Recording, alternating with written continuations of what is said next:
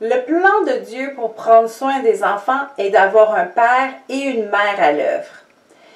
Mais lorsque un des deux parents manque à l'appel, Dieu n'abandonne pas l'autre. Il est fidèle, présent et nous pouvons compter sur son aide. Il l'a promis.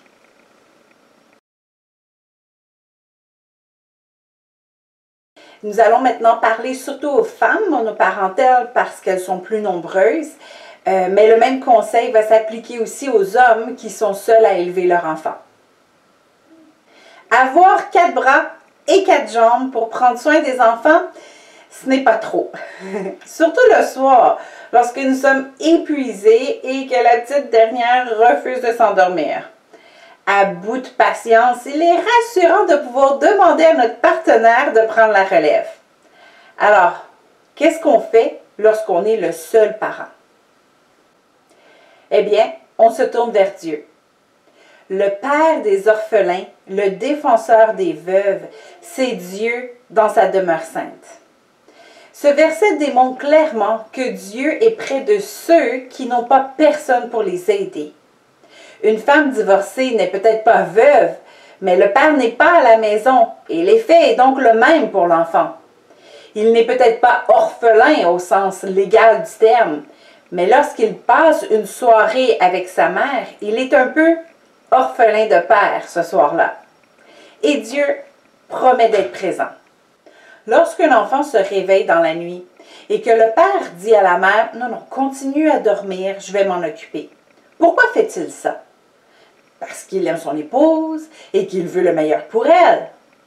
Or, si un homme aime sa femme, combien plus Dieu aime cette mère. S'il n'y a pas d'époux à la maison, vous pouvez vous tourner vers Dieu. Il va vous offrir le support que vous avez besoin, le support que vous trouveriez dans un époux.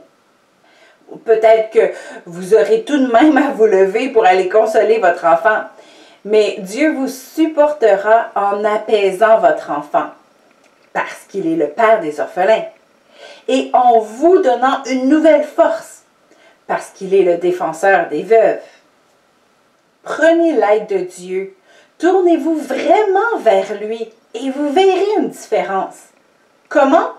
Eh bien, vous savez, les enfants ressentent l'exaspération ou la colère de leurs parents, même si aucune parole n'est prononcée, et cela dès leur jeune âge.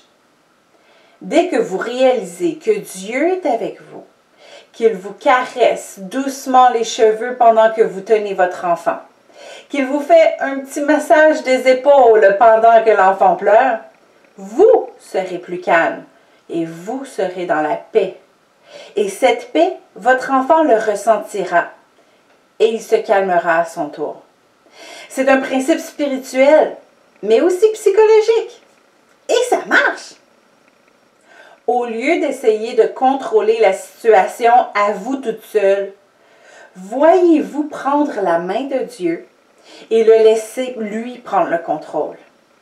Arrêtez et sachez que je suis Dieu. Je domine sur les nations, je domine sur la terre. Dieu est là pour vous aider, vous, pour pourvoir à vos besoins de patience et d'amour.